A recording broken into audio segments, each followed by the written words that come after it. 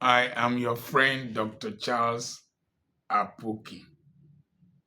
One of the greatest things that happened to me was that God made it possible for me to be posted to Igbo land and to Aba in particular. If you don't believe in God, I'm sorry for you. The Bible says the fool says in his heart that there is no God. I didn't, my name did not appear in the NYC posting list. So I went to their office personally and they posted me by hand to Imo State. Then Imo and Abia were joined together. And when I got to Igbo land, I saw story buildings in some of the streets like Fox Road area. You can stay on top of you can stay in your balcony and shake somebody in another 4-story building. They are so close to each other. And they were young men building them. Then Onitsha, Owerri and all that. Then I decided to study these people. I studied the Igbo man. I gave my children Igbo names because they treated me very well and they loved me. So I decided to study them instead of criticizing them. I found 3 key principles. Number 1, communalism. Number 2, enterprise and hard work. Number 3, frugality and delayed gratification. Where do I start from? Communalism, that is to say, Carlo starts a business, Carlonta will join, Carlo will join, and each of them contributes towards the building of that business. One will serve the other one. If that one has served, when it reaches a point, will settle the other one. Like that, and then wealth grows in the family. I came from my travel, the young man that was helping me to do videos in the farm. I've been trying to mentor him, but one problem some people have is they think that they know more than those who know. They think that they see more than people who are visionary. I've tried to position him severally. He has not followed my instructions. And I usually tell him, now you sabi, when we were there in the farm, now you sabi. But I want to give him an amount of money to start his life. But there was a problem I had. He said, I told him to do this point of sale POS business. With the money I will give to him, he should be able to make 3,000 naira daily.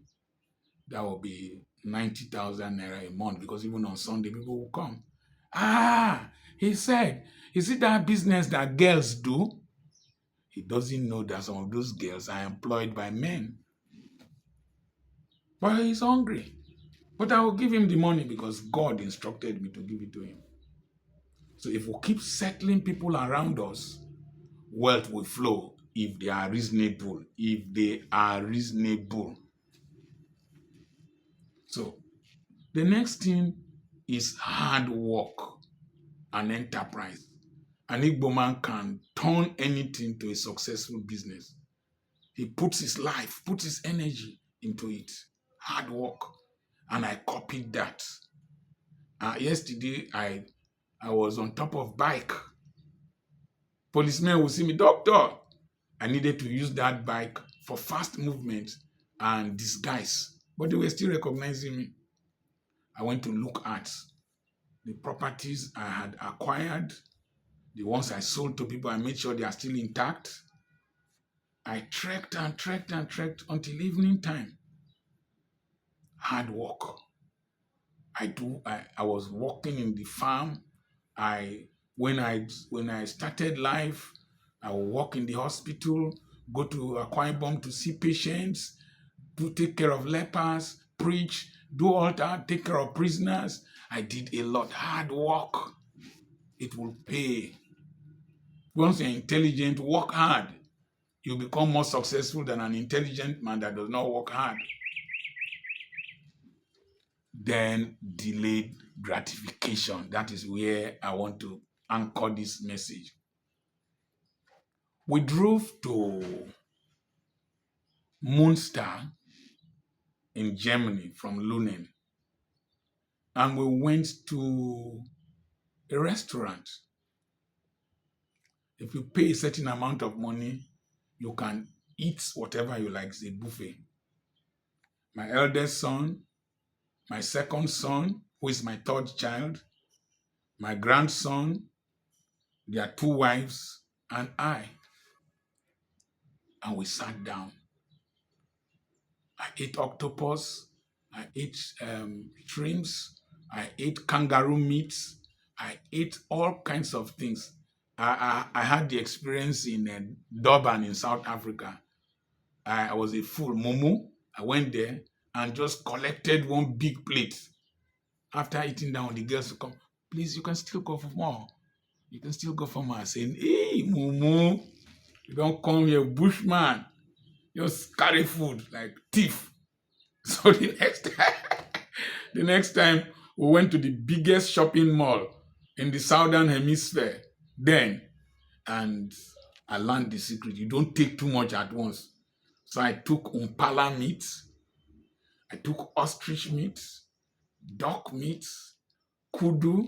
I was just taking small, tasting all the different types. You see different types of ice cream. That was in 2004, 2003. So we ate, and we're tired.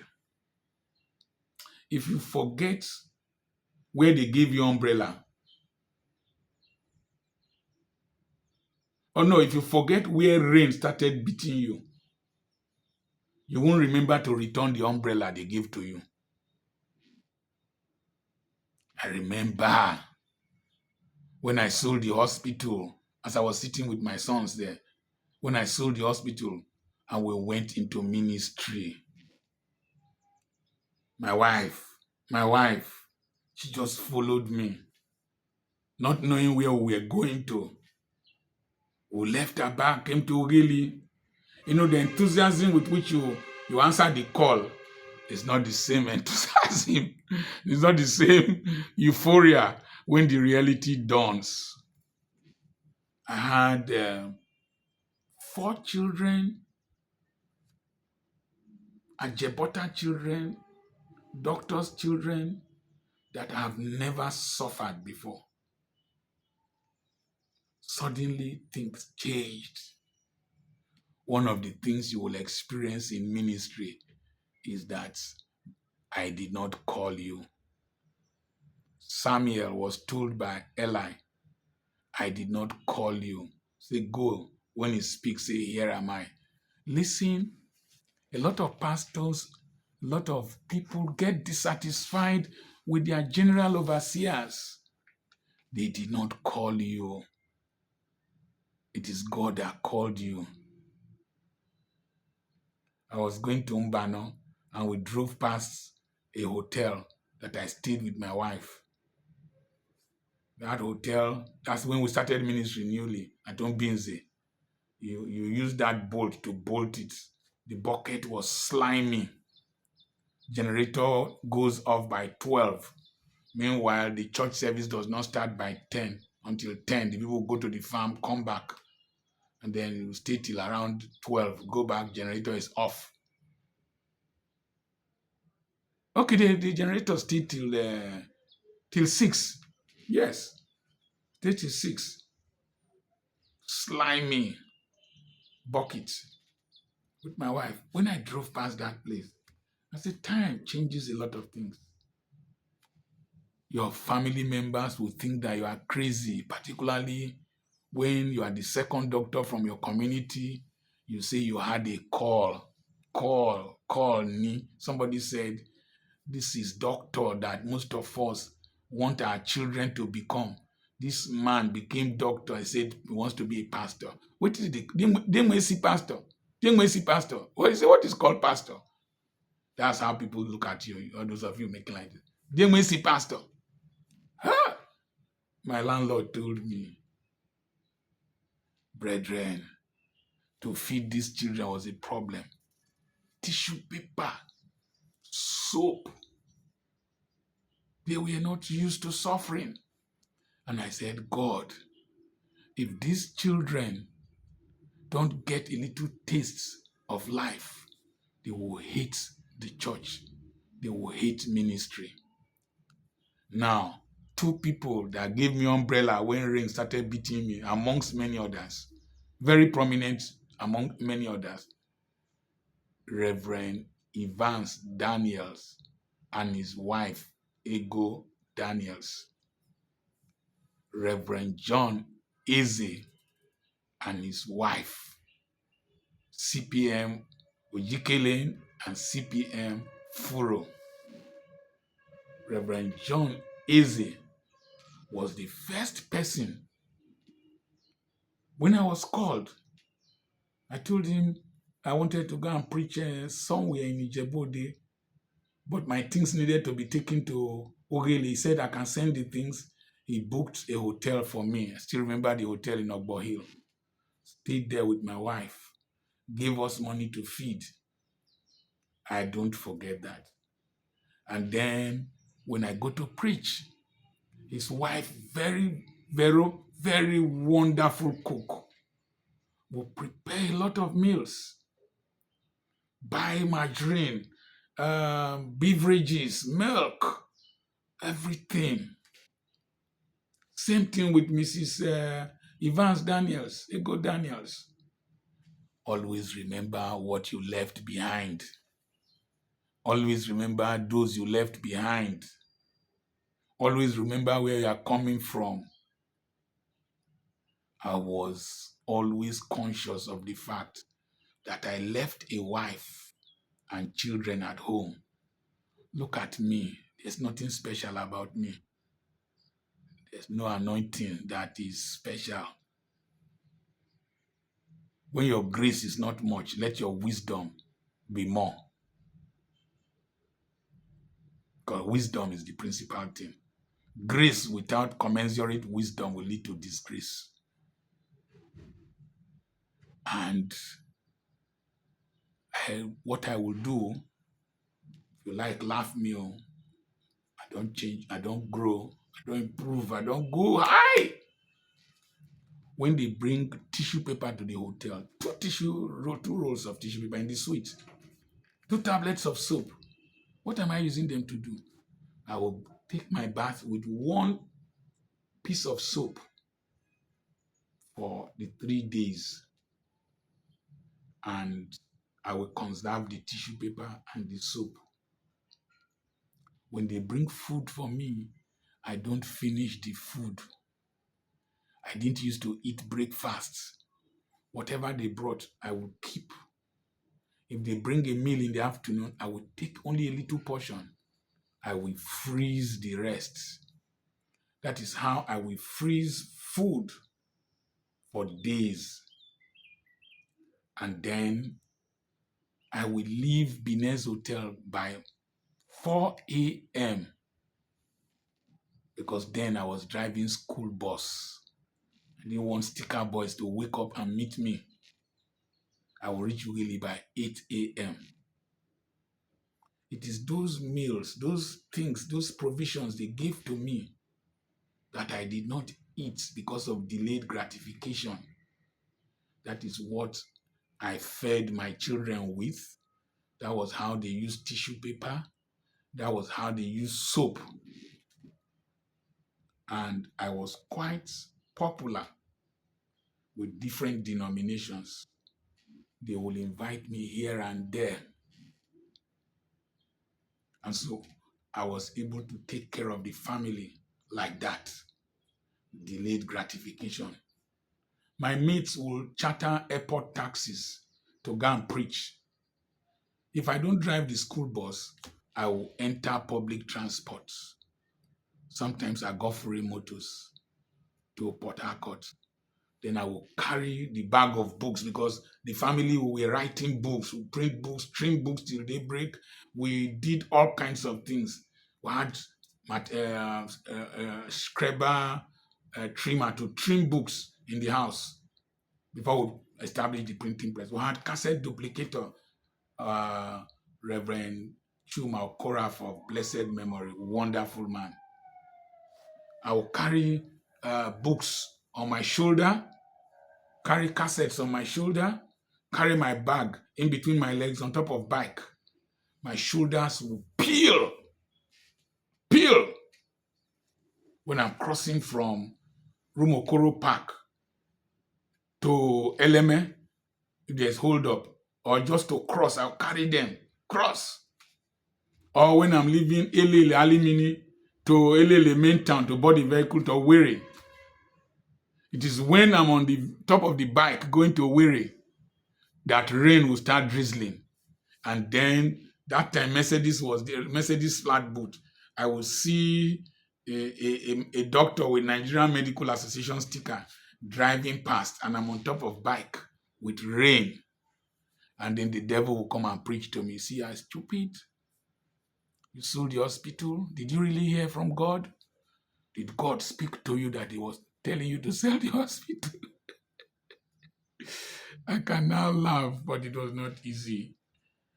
And so I entered vehicle from Elele, 4 of us at the back seat. Woe betide you if somebody knows you and calls you doctor. There are some days from Elele to Abamen Park. Main park. I will sit like this with traders, compressed.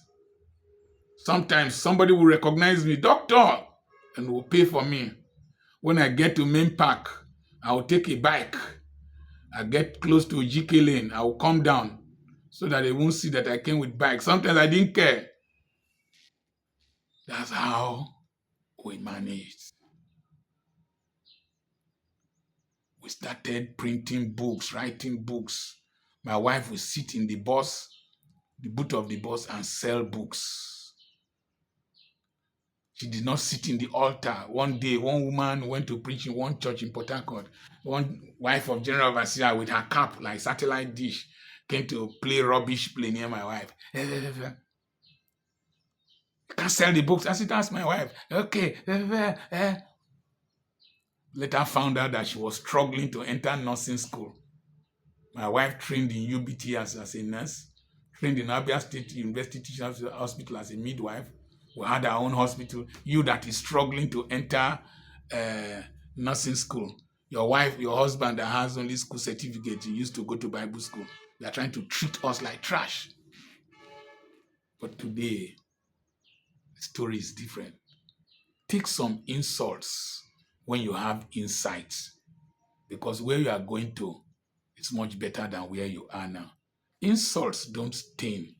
They can scar you, but they don't stain you. Let an insult motivate you to get better and do better. And so they called me miser. That time I was only wearing Accra. Accra was easier to buy. 800 naira. You use 500 naira to sew it. 1,300. I had only 2 pairs of shoes. I was only wearing Accra. I remember one day I was preaching to them in the IPCI camp, Intercessors Prayer Camp International at Obeye. I wore a khaki dress, like Adam Soshomole, khaki colored dress, and I was preaching to them. I told them, you see this dress I'm wearing? It will not remain like this. A time is coming, I won't buy the things I will wear. I can't remember what I said, but I was telling them that the time is coming. My son-in-law imports these ones. I don't buy. There's an interview I will share now. When my wife told me not to buy anything from Europe, she said the ones she has not finished wearing them. What am I buying new ones for? But I still bought because I know women. So practice delayed gratification. Live a simple life. Live less than your title. Live less than your status. Break Parkinson's law of expenditure. Parkinson's law of expenditure states that the more money you make, the more you